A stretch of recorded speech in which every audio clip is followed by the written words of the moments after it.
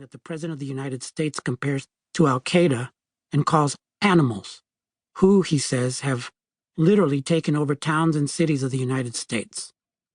I watch the news and the snake in my stomach twists and tightens my gut before the eternal return of two figures whose outsized contributions to the cataclysmic cycles of Salvadoran violence go back to the early 90s but remain largely forgotten. Former New York Mayor Rudy Giuliani and two-time U.S. Attorney General William Barr. I nod, as if silently agreeing with Pop's gangs as the cause of every problem thesis. The snake in my gut lets me know there's no room to deal with the shooting and Giuliani and Barr and Pop all at once. Yeah, you're right, Pop. The news from El Paso and my friends' terrified social media responses tighten my shoulders and neck, my body reminding me of those times when someone has tried to hurt or kill me. It brings back a memory of sitting at Pop's dining room table last April. I was helping him pay some overdue bills while he watched Animal Planet. During a commercial break, Pop stood suddenly and hobbled back to his bedroom. The soft, steady sk-sk-sk of his fluffy gray orthopedic slipper rubbing against the faded linoleum sounded faster than his usual pace. A minute later, another faster pace sk-sk-sk signaled he was navigating his way through the kitchen toward the living room. As he neared the table, he stopped and stood next to me. I looked up and smiled at him. He had a strangely familiar look on his tense, unshaven face. His eyes like daggers, looking at me with a wrath I hadn't seen since my adolescent years, when our anger was at its mutual worst. I raised my eyes in disbelief when I saw his hand wrapped tight around the dusty, varnished black handle of a machete. Without warning, Pop swung his machete toward me, screaming, "You drogadicto son of a bitch, stop trying to steal my money!" I glanced at the 96-year-old hands clutching the machete's handle.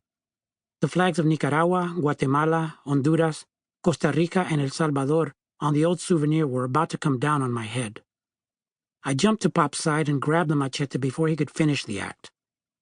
Pop stood dazed and frustrated and alone. I rushed out of the dining room to hide the machete downstairs in a safe corner of the garage.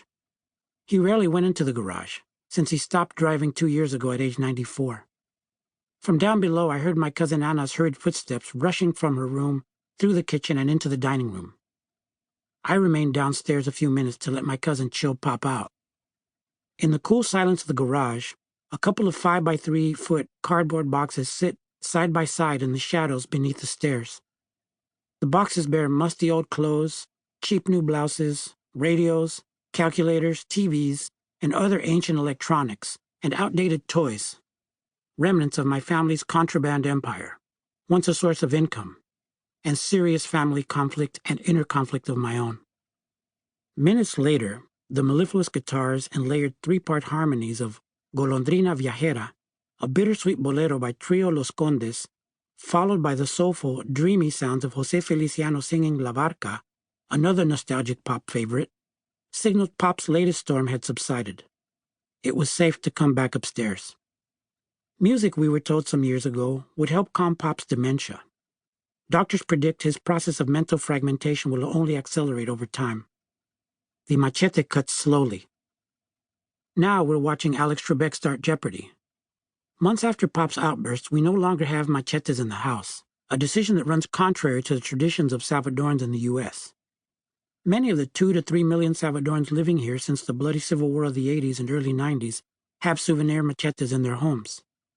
Machetes adorned the waists of countless men back when most Salvadorans lived in the countryside. Revolvers replaced them in the age of the urban majority. The image of skinny, droopy immigrant kids strutting into Liborio Market in LA's Pico Union Westlake district to buy the machetes in the 90s lingers. They were among the first mareros I saw.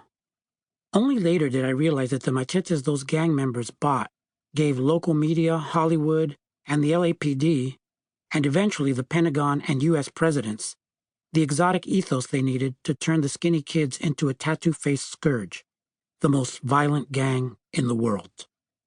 Those of us in the Pico Union area knew why those early mareros carried rocks and baseball bats and bought machetes. The poor immigrant youth needed to defend themselves from larger gangs, but couldn't afford the AK-47s and other weapons used by the older, richer, more sophisticated Crips.